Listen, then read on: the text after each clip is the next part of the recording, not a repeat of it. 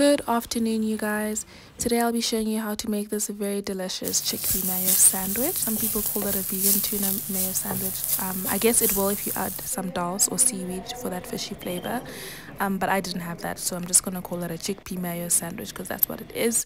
Anyway, to start off, I decided to saute some mushrooms because there were some mushrooms that needed to be used up.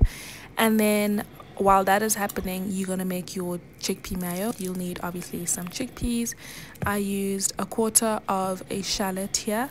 I added in some diced up green and red pepper, just a little bit, a dollop of mayonnaise, half a teaspoon of black pepper, half a teaspoon of rosemary and olive seasoning spice, and a squeeze of some lemon juice. And then I mashed that together with my fork. But we're not done. To that, I'm also going to be adding in 3 sliced up green olives, and I also added in some of the brine of the olives just for some of that salty flavor, and some green onion as well. And then I added in some black pepper just to make it make sense and mash that up together.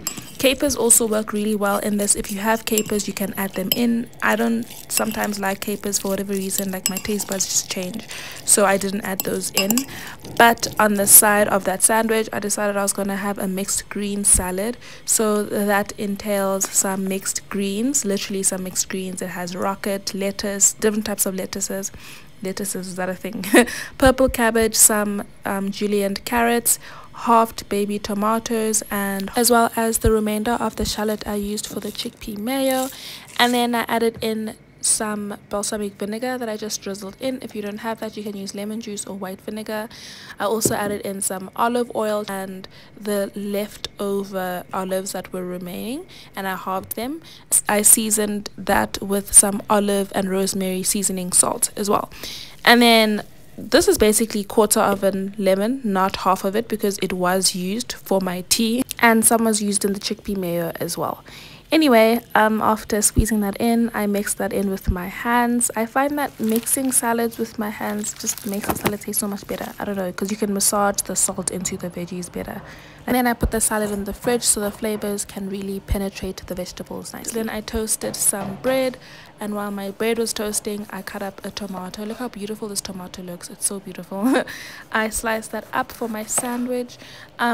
If you want, an alternative way that you can make your chickpea mayo is you can also add in some sliced tomato in it, but I didn't add in diced tomato in there because obviously I wanted to add in some sliced tomato in my sandwich.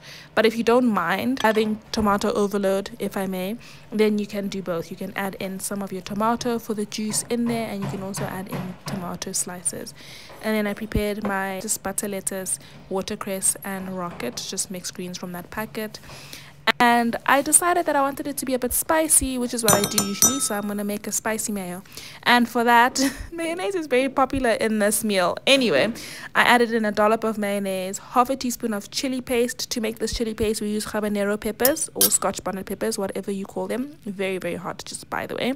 I also added in some green onion and black pepper, as well as some water, just to water this down so that it's a bit looser, because this mayonnaise that I'm using is pretty thick with a triple C. I gave that a nice mix, and then my spicy mayo was ready for my sandwich, and then I built my sandwich.